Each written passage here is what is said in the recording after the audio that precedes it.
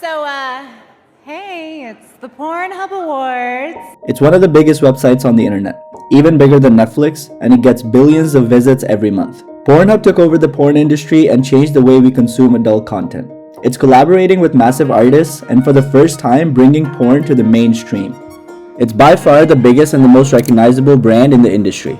When you think of other big businesses like Google, Facebook, or Tesla, you more or less know who might be running them.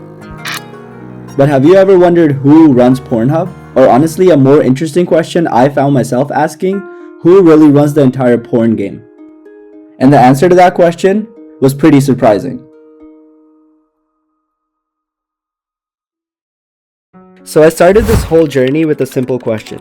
Who is the owner of Pornhub? But as I started looking into this, I couldn't help myself from going deeper and deeper into this rabbit hole. So I ended up entirely changing the whole premise of this video. Instead of telling you the story about Pornhub the website, I'll take you down a more interesting path. For an industry where the performers have to bear it all, it's pretty ironic how secretive the people who run it are. But to really wrap our heads around this whole situation, it only makes sense that we start with Pornhub. Across pop culture, there are references to objects that are so powerful that they corrupt and eventually destroy the owner. And that has been the story of Pornhub. Let's take it all the way back to 2005. Back then, porn websites did not look like they do now. Essentially, they used to be directories of links that would take you to the content you really want to watch. But in 2005, YouTube came around and changed the entire industry. YouTube allowed users to host their content on the YouTube platform. And suddenly, sharing content online became a lot easier. You didn't need to worry about hosting the videos anymore. But as YouTube started to grow, a bunch of porn copycats started popping up. The first of its kind was YouPorn. And it was about to change the industry for good. What the mistake was that just like YouTube, that he basically cloned the entire concept. It wasn't just putting up your curated content that you got legitimately. He allowed users to set up their own account and upload things. User-generated content.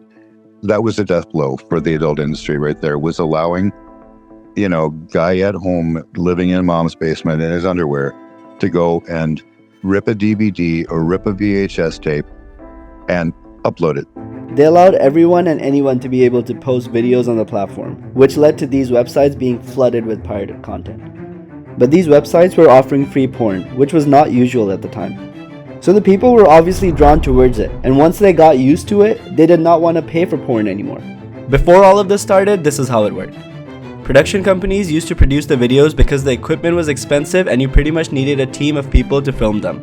These companies would hire people, including performers, for their videos and pay them for their services.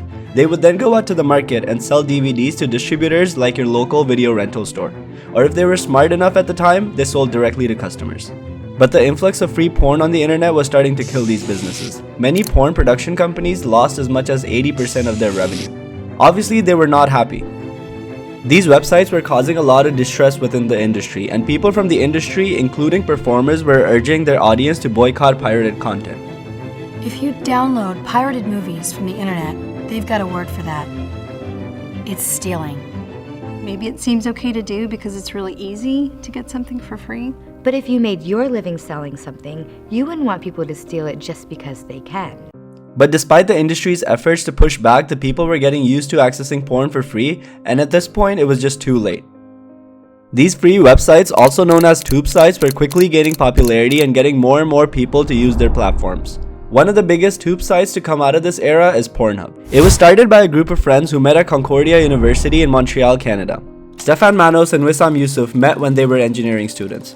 They were college students looking for ways to make money and started dabbling into the world of porn websites as they realized they were getting tons of traffic. In 2004, they launched a website called Brazzers, which was a premium content producer. They saw the success of YouTube and thought that they could do something similar.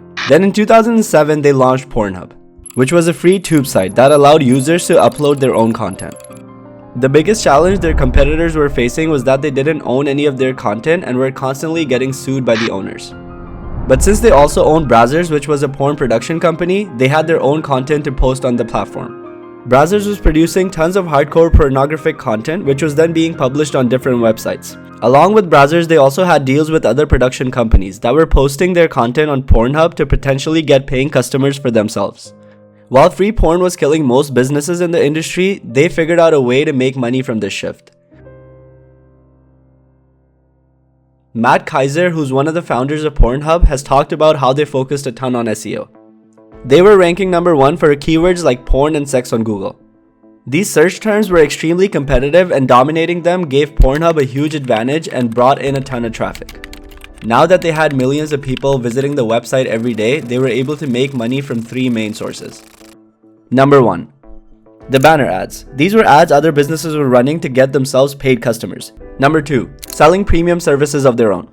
Along with Pornhub, its parent company Mansev owned other premium websites like Brazzers. So by posting shorter versions of their premium content, they could convert some of this traffic into paying customers. And number 3, affiliate sales. Other production companies or premium websites posted their content on Pornhub to get paying customers. And if any of these viewers decided to go on these websites and pay for a service, Pornhub would get a slice off of this sale.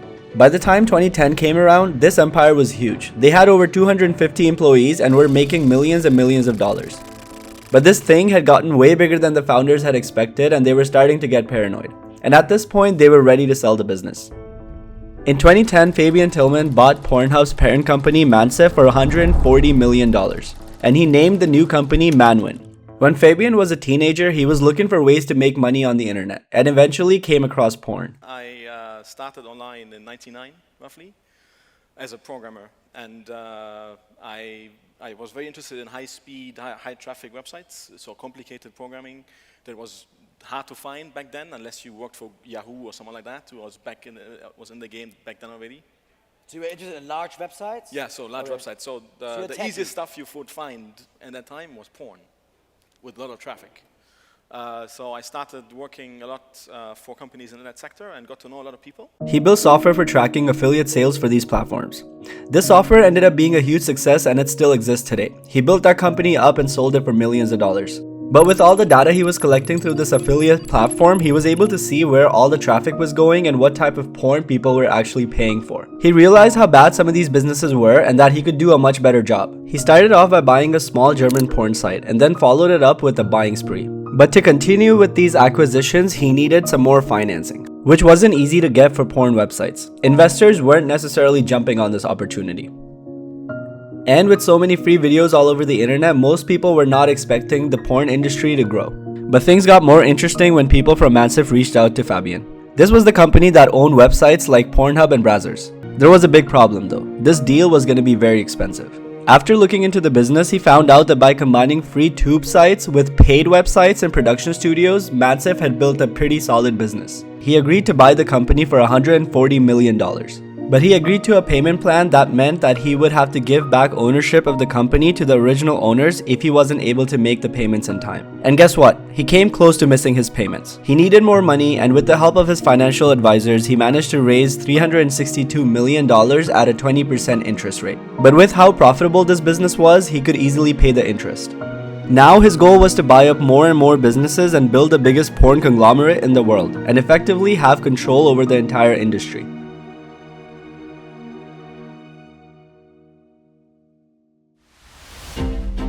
In December 2012, Fabian was arrested in Belgium on a German warrant for suspected tax evasion and was kept in prison without any charges. The German authorities raided his company, but they didn't find any evidence. But this was enough to make the lenders look at Fabian and Pornhub differently. It suddenly became a liability, and they refused to release any more funds to him. So Fabian was forced to sell the company. Fabian seemed like the clear contender for being the most powerful person in porn, but his reign came to a very abrupt end. So the real power doesn't seem to be with the owners or the CEOs of these platforms. They seem to be replaceable, and it's almost like the business is so good it can almost run on autopilot. Fabian was really at the mercy of his lenders and didn't have much leverage to make them change their decision. Eventually, reports came out that the company was sold to a consortium led by 2 senior execs from the company, but that turned out to be only partly true. The company was actually sold to another guy who was the real money behind this purchase, and he kept his identity hidden for almost a decade. To this day, there isn't much information you can find on him. The guy buying Fabian's company was a ghost. The new owner was Bernd Bergemeyer, and Manwin became MindGeek. The guidelines around the content in porn have been very blurry since the beginning. The rules that define what type of content you can make have been very flaky, to say the least. So I remember at one point for like a Halloween gonzo scene, I was gonna put somebody in like just like a sexy, calling it a cat costume is really stretching that to its max capacity, because it was, it was just like a bodysuit with like a wire headband with like 2 triangles on it. But that was not approved. I had written the whole scene and it went to the compliance department and it got fully rejected because according to the credit card companies, that was bestiality. It seemed like these production houses were being asked to follow some form of guidelines, but who was making them and why did they keep changing? Once Bernd took over, he wanted to take a more hands-off approach. He has never talked about the business publicly or tried to be in the limelight. He always operated from the shadows and didn't really associate himself with the company. This was a complete shift from the way Fabian was operating the business. You see, he was never in this for anything but the money, but this hands-off approach would later come to bite him in the ass. 34 women's stories are included in the latest lawsuit against the Montreal company behind Pornhub. One of the plaintiffs, we agreed not to identify, says she found explicit videos of herself, including sexual assault, uploaded to the site without her consent. Pornhub, I have found, and the evidence is pretty clear, that they care more about credit card processing than they do about going to jail for breaking the law. Like, possessing and distributing child pornography is against the law. In really 2020, more and more survivors have started speaking out whose exploitation was uploaded to Pornhub. Pornhub wasn't actually moderating the content it was hosting. Rather, they were just a passive host for user-generated content.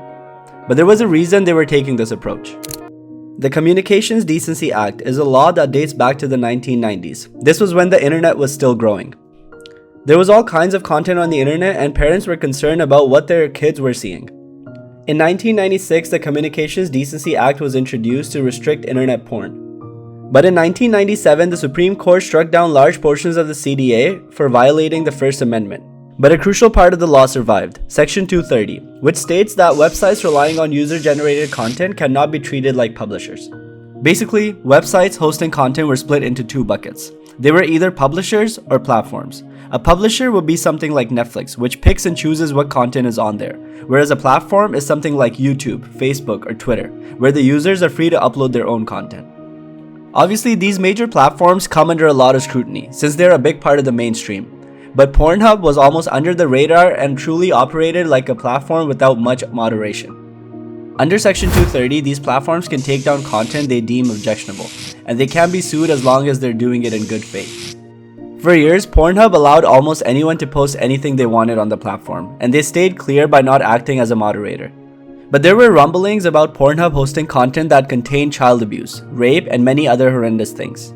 In December 2020, Bill Ackman, an American billionaire, decided to go after Pornhub for hosting content with minors. Bill came across an article called The Children of Pornhub while on Twitter, and he was moved by the story, as he has daughters himself. He decided to do something about this. Visa and MasterCard are suspending payments to adult video website Pornhub and its parent company following a lawsuit and pressure from hedge fund manager Bill Ackman. Guys, Visa and MasterCard on Thursday said that they would suspend payments to Traffic Junkie, which is the advertising arm of MindGeek, the parent company of Pornhub. But you have to understand, he isn't against porn. He just wanted to fix the massive problem of unlawful content on these platforms. But change can often take a long time if you go the traditional route. He did not want to go through politicians and the law to make this happen. He was going to kick them where it hurt the most, payments. And remember this, we're getting one step closer to who really controls the porn business. The story goes, he texted the CEO of MasterCard at the time. MasterCard obliged, and Visa followed suit right after. Quite honestly, why they did that can be up for debate. Did they really care about these people, or was it just to protect their brand? Either way, the result was a good one. This ended up being a watershed moment for the industry. All of a sudden, their cash flow dried up and MindGeek/Pornhub was in deep financial trouble. Initially, MindGeek had come out against these allegations and maintained that they didn't have any content depicting child abuse or non-consensual acts on their platform. But once the payment processors pulled out, they took down millions of videos from the platform overnight, and they went from 13 million to 4 million videos in a matter of days. So it's safe to assume that they did have some questionable content on the website at the very least. After all of these controversies, the business of Pornhub had definitely taken a hit. And guess what? It went through another sale in 2023. The financial terms of the sale have not been revealed, and the buyers are a Canadian firm called Ethical Capital Partners. At this point, it feels like the ownership is being passed around and might continue to do so. It seems as though the owners just can't keep a hold of this business. Things change rapidly and the power doesn't seem to stay in one place. But there have also been some new developments in this industry. If you haven't been living under a rock, you have probably noticed a new player on the scene.